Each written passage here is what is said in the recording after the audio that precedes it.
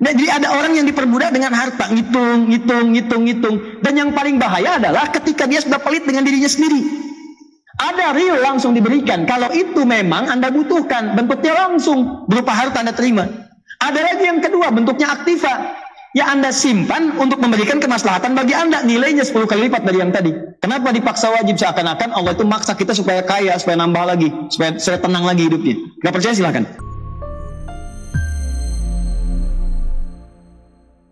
Satu Quran surah ke-9 ayat 103. Tahan. Kus baik-baik. Khudh min amwalihim sadaqah. Ambillah dari sebagian harta mereka sedekah untuk satu perbuatan baik. Jadi ingat baik-baik, sedekah itu dalam bahasa Al-Quran itu menunjuk semua perbuatan baik, semua yang baik. Di fikih disebut kullu ma'rufin sedekah. Semua yang baik-baik disebut dengan sedekah.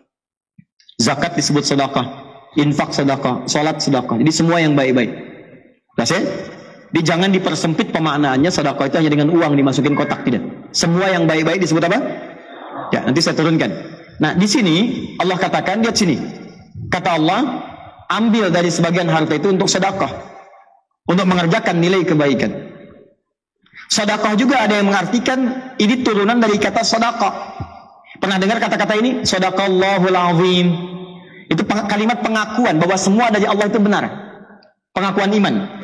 Nah, maka kenapa disebut dengan sedekah? Karena amalan ini bentuk pengakuan kita terhadap kebenaran Allah. Di Allah menurunkan satu kalimat, kata Allah, zakat. Kemudian kita kerjakan. Kenapa zakatnya kemudian saat dikerjakan disebut dengan sedekah? Seakan-akan kita mengakui bahwa apa yang Allah perintahkan itu benar. Dan apa yang Allah janjikan pasti benar. Paham sampai sini? Contoh, saya ulang. Karena saya lihat ada sebagian wajahnya yang wajah minta tolong. Ustaz, tolong jelaskan lagi.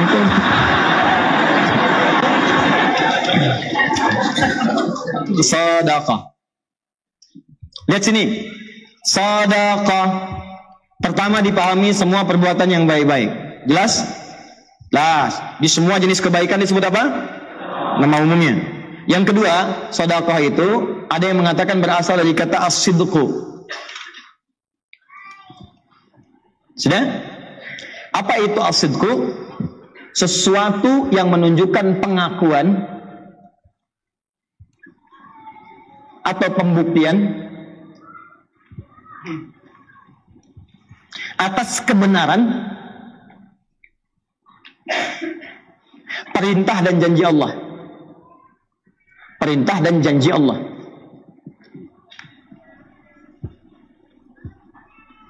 Sudah? Pengakuan atau pembuktian atas kebenaran perintah dan janji Allah Subhanahu wa taala. Aplikasinya begini, contoh. Di sini ayatnya tentang zakat terkait harta. Kata Allah, ambil dari sebagian hartamu kalau sudah mencukupi syarat dan ketentuannya untuk zakat. Kenapa zakat disebut sedekah? Karena saat zakat yang ditunaikan, pertama dia mengandung unsur kebaikan. Bukankah saat berzakat ada nilai kebaikan di situ? Ya, orang bisa dibantu, kita dapat pahala, baik kan? Yang kedua, dengan kita menunaikan zakat ini berarti kita mengakui bahwa perintah Allah ini benar. Benar, kita membenarkan perintah Allah, kita tidak melanggarnya. Jadi begitu Allah katakan, kamu zakat. Kalau Anda ingin disebut sebagai hamba yang membenarkan perintah Allah, mengakui ketentuan Allah itu benar, maka buktikan. Buktinya saya keluarkan. Begitu Anda keluarkan, kenapa disebut dengan sedekah? Saya sedang membenarkan perintah Allah Subhanahu wa taala. Seakan-akan Anda katakan, ya Allah, benar apa yang kamu sampaikan. Kalaupun saya belum paham hikmahnya, saya tetap kerjakan untuk membuktikan bahwa semua yang berasal darimu semua benar. Jelas? Yang kedua, dengan kita mengamalkan ini, kita membenarkan janji Allah. Nah, pertanyaannya, apa yang Allah janjikan lewat amalan-amalan tadi?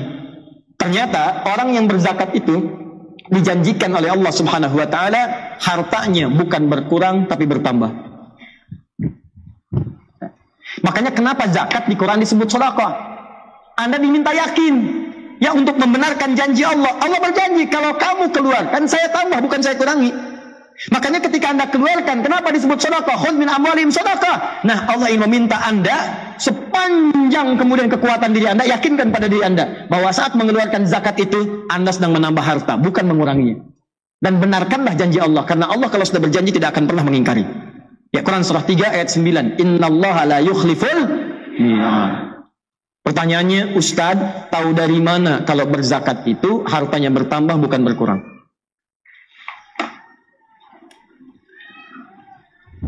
Tulis pakai bahasa Arabnya, az-zakat.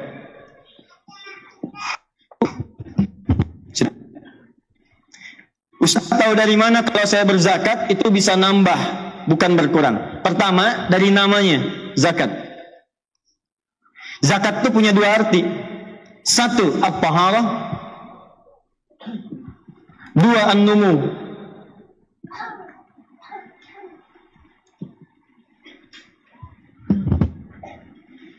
Sudah? At-taharah artinya sesuatu yang suci dari dalam dan bersih di luar. Jadi ada yang bersih luarnya saja, cuma dalamnya kotor, nggak suci. Misal, maaf sekali. Kita berikan contoh hewan. Hewan yang haram itu apa contohnya? Kalau hewan yang antum sebutkan tadi, misal dia dibersihkan tuh, ya, dibersihkan, dicuci, dimandiin, disisirin, kan? Misal, ya, maaf, bersih nggak? Bersih, suci nggak? Tidak. Maka bahasa Arabnya al-khinziru nadhifun walakinnahu ghairu tahir. Ya, khinzir, babi itu nadhifun, bersih luarnya, cuma tetap haram, nggak suci. Sama dengan manusia misalnya, pakai dasi, pakai jas, bersih, rapi, cuman maaf hatinya kotor, pencuri. Ya, pakai dasi, pakai jas, datang ke masjid, orang takbir pertama dia mundur, tas orang diambil. Ya, jadi penampilan itu hanya untuk menyesuaikan dengan tas isi laptop yang diambil. Paham?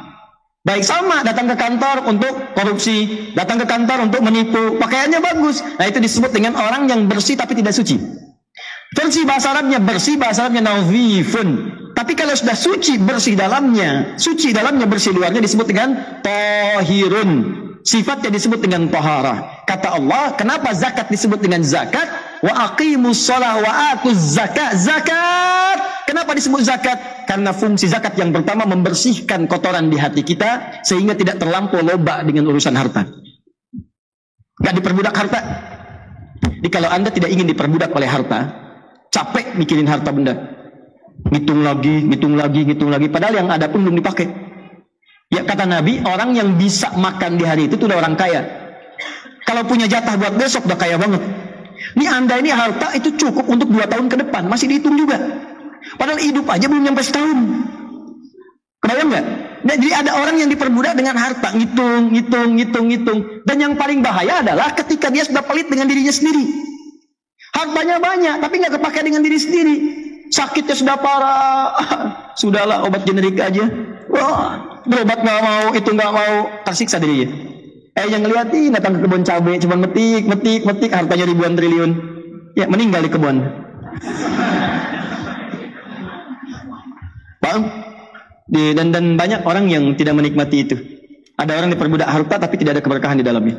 Silahkan, tiba-tiba setelah banyakin 1.900 triliun, tiba-tiba keluarganya pecah, dengan istri berpisah dan sebagainya. 25 tahun sudah menikah, ya kan? Dan seterusnya, dan tidak sedap, hidupnya nggak tenang, dibincangkan orang, masuk di media, masuk ini, masuk itu. Apa harapannya? Tidak ada. Nih, orang-orang yang berzakat itu oleh Allah dijaga dari sikap yang berlebihan terhadap harta.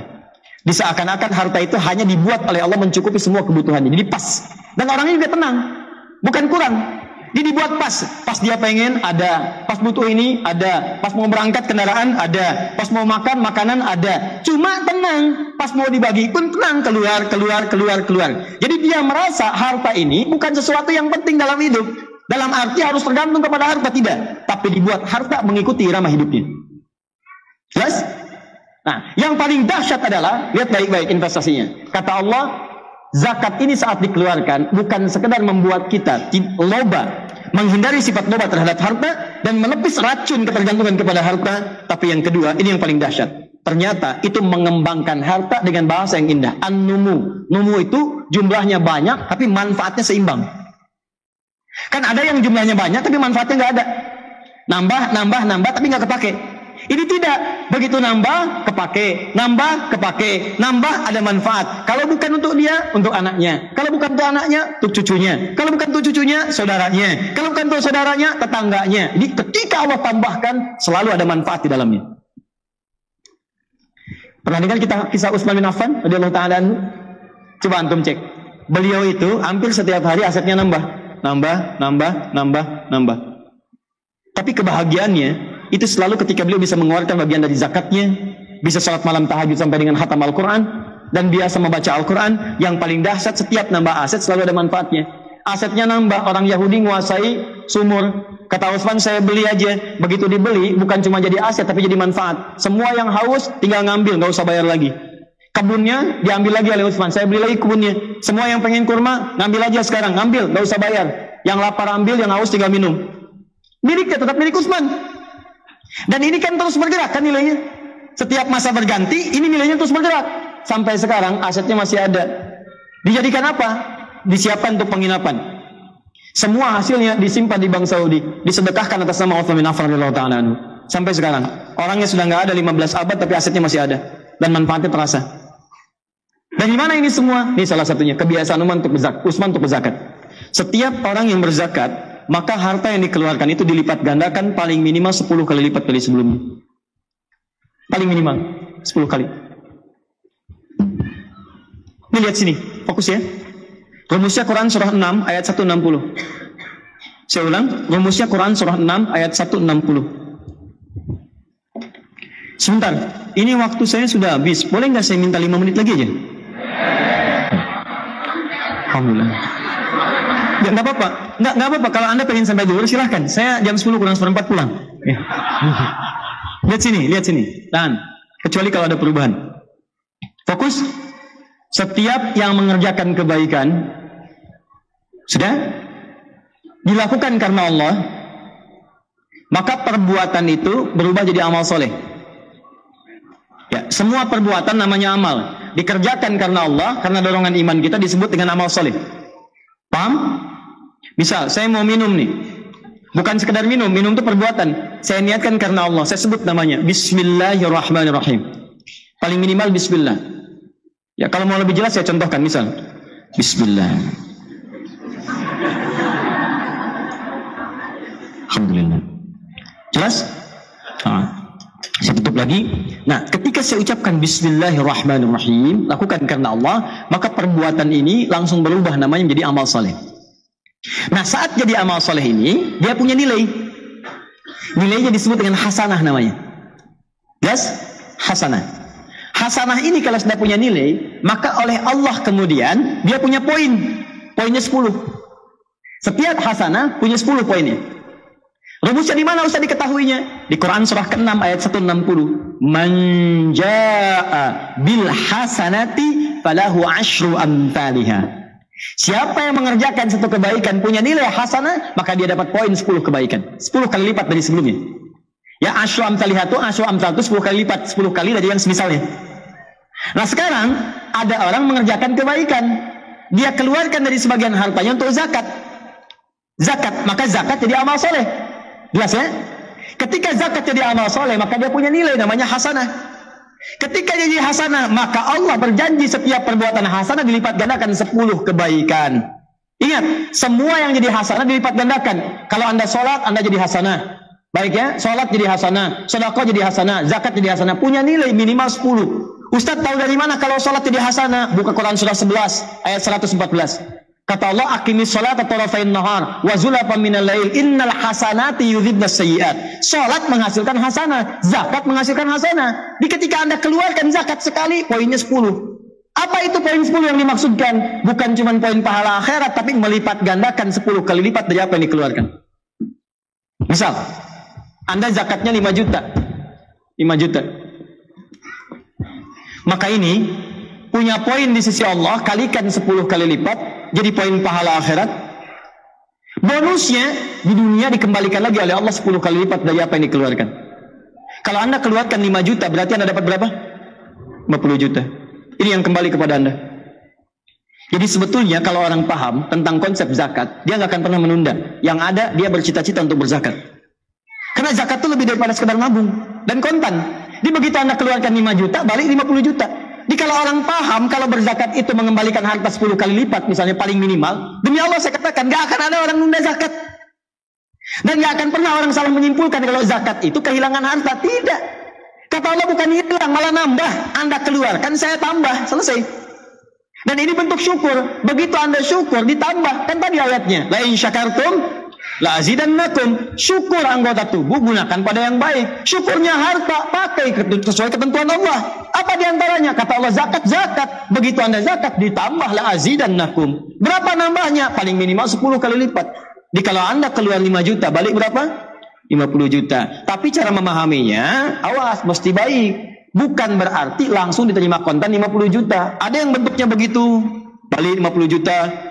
Lewat apa? Lewat proyek, tiba-tiba dapat proyek 50 juta nilainya. Nggak percaya silahkanlah. Anda keluarkan aja 5 juta misalnya, atau 500 ribu, atau 5.000 rupiah. Nanti Anda akan lihat, Anda akan mendapatkan sesuatu nilainya 10 kali lipat daripada itu. Tiba-tiba pulang dari sini keluar, terus pilih-pilih misalnya baju, pakaian di luar. Udah aja, nggak usah beli, saya aja yang ngasih. Itu nilainya 50 ribu. Padahal Anda masukin kotak infak cuma 5 ribu. Ya, atau Anda keluarkan zakat itu cuma 5 ribu. Begitu keluar dapat 50 ribu. Ada yang traktir makanan, ada yang dijaga oleh Allah supaya nggak sakit, yang kalau dia sakit biayanya bisa 50 juta. Ada. Tapi yang harus Anda yakini adalah begitu Anda keluarkan zakat, Anda mendapatkan investasi 10 kali lipat dari sebelumnya. Ini harus Anda pahami. Ya, ada real langsung diberikan. Kalau itu memang Anda butuhkan, bentuknya langsung berupa harta Anda terima. Ada lagi yang kedua, bentuknya aktiva. Ya Anda simpan untuk memberikan kemaslahatan bagi Anda, nilainya 10 kali lipat dari yang tadi. Ya, tidak sehat, tidak terkena utang, proyeknya lancar, ya, tidak terganggu macam-macam, nilainya 10 kali lipat dari yang tadi. Kalau mau iseng-iseng, silahkan aja. Keluarkan oleh Anda, begitu Anda zakat, Anda lihat-lihat setelah zakat. Perhatikan langkah hidup Anda. Anda akan temukan, Anda akan mendapatkan sesuatu yang kalau Anda hitung, paling minimal 10 kali lipat dari sebelumnya. Gak percaya silahkan. Ya, cuman gak ada kerjaan aja. Gak ada kerjaan, capek dan pasti terbukti. Sudah? Jadi saya mau pesankan, kalau sudah masuk kepada nisabnya, sudah masuk haulnya, jangan ditunda. Kalau bisa, sebelum ada itu udah dihitung, kapan saya zakat nih. Itu udah investasi itu. Ya, dan yang belum nyampe, jangan cara berpikirnya dirubah. Aduh, saya kadang-kadang suka nggak paham saya tuh. Jadi gini, orang menganggapnya zakat itu untuk orang yang kaya dan untuk orang yang sudah nyampe nisab.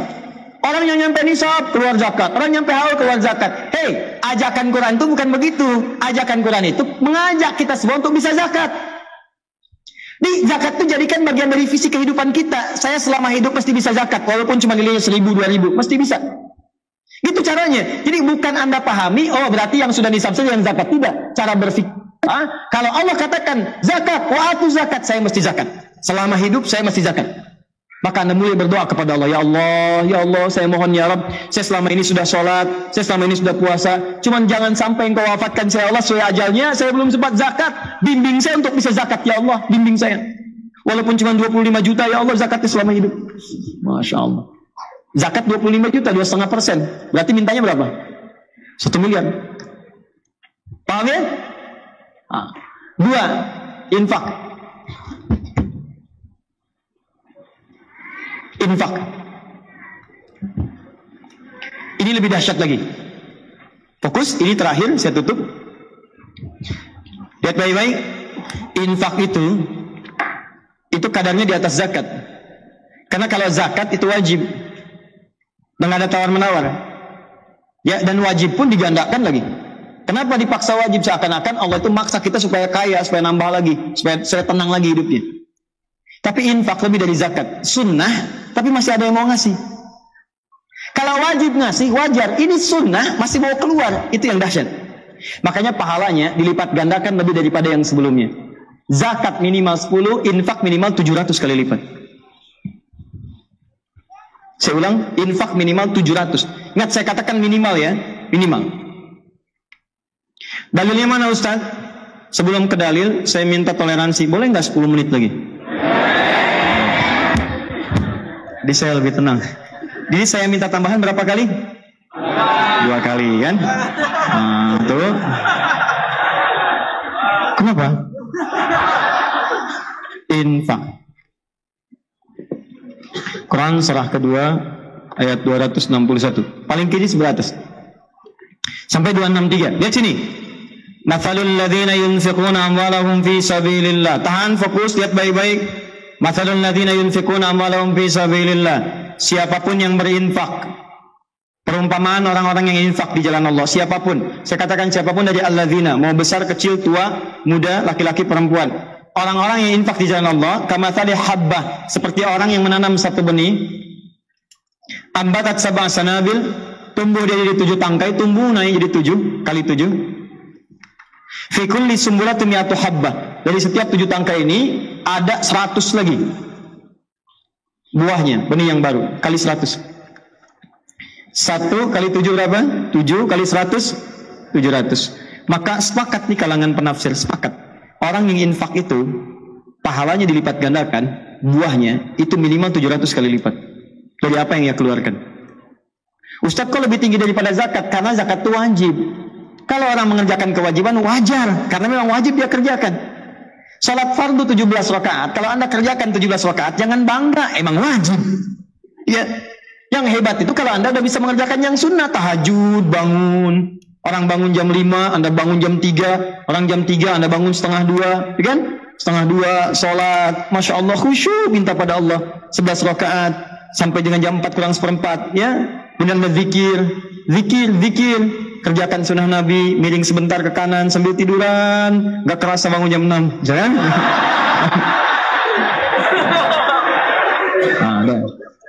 Nah, nanti waktu habis nih. Nah, jadi kalau infak kan sunnah, karena dia sunnah, ini dahsyat nih. Ini dia fardu aja dia kerjakan, dia tambah lagi dengan yang sunnah. Orang mengerjakan fardu aja susah, dia yang sunnah begitu mudah keluar. Maka kata Allah, ini paling minimal 700. Jadi kalau Anda mengerjakan yang sunnah, misal kadang-kadang tuh Allah langsung sediakan.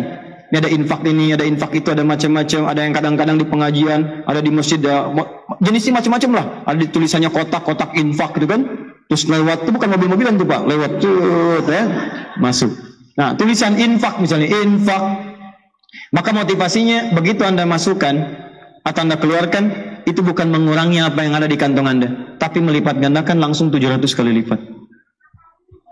Dan ini ayatnya sering dipotong sampai sini. Ini yang total salahnya, totally wrong. Ada yang sering keliru. Bukan keliru penilaiannya, tapi keliru memotong sampai di sini. Padahal belum selesai. Wallahu yudha'ifu liman yasha' wallahu wasi'un alim. Bahkan Allah akan melipat gandakan pada siapa yang dikehendaki tanpa batasan. Bukan 700 lagi, mungkin 7.000, mungkin 70.000, mungkin 7 juta. Pada siapa? Pada orang yang dikehendaki. Siapa yang dikehendaki? Orang yang tidak pernah berhitung dengan infaknya. Jadi kalau Anda berinfak dengan hitungan, maka Allah pun akan memberikan sesuai dengan apa yang Anda hitung. Tapi kalau Anda memberi tanpa hitungan, maka Allah akan melipat gandakan tanpa pernah terasa Anda hitung. Tiba-tiba datang. Infaknya misalnya cuma 500 rupiah. Ikhlas dia kerjakan. Dia masukkan. Ya, Masya Allah. Pelan-pelan dia pastikan sampai bunyinya nggak kedengaran, kan? Bisa. Kenapa? Itu kan? Ya, kan nggak usah kedengaran gitu kan? Begitu masuk, lega. Ya, nggak ada orang tahu. Tiba-tiba pas pulang, wah, lipat gandanya banyak sekali. Ya, banyak sekali. Dapat ini, dapat itu, dapat ini. Begitu mau makan, traktir teman. Begitu mau pulang, ada tumpangan kawan. Kalau keluar, mana ada naik Grab 500 rupiah? Ya, naik ojek 500 sekarang, hampir nggak ditemukan. Tapi Masya Allah, ada. Plus, ini poinnya. Jadi kalau ada infak, gak usah takut. Nah, cuma persoalannya, Allah janji yang melipat lagi. Ini hanya di infak. Kalau Anda kerjakan infak ini, maka ukurannya bukan sekedar 700, tapi akan bertambah ganda lagi. Bahkan yang paling dahsyat, ada yang luar biasa. Ada orang infak, ketika berinfak pada satu orang ini, itu tiba-tiba bisa berpeluang mendapatkan surga dan ridha Allah Subhanahu wa Ta'ala. Dah, dinilainya udah nggak usah pakai hitungan ini. Dia mendapatkan ridha Allah yang mengantarkan dia ke surga. Berinfak pada satu golongan ini, satu aja.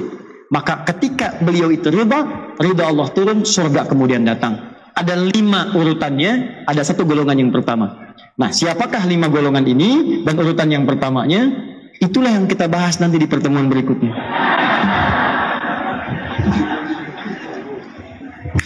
Ya.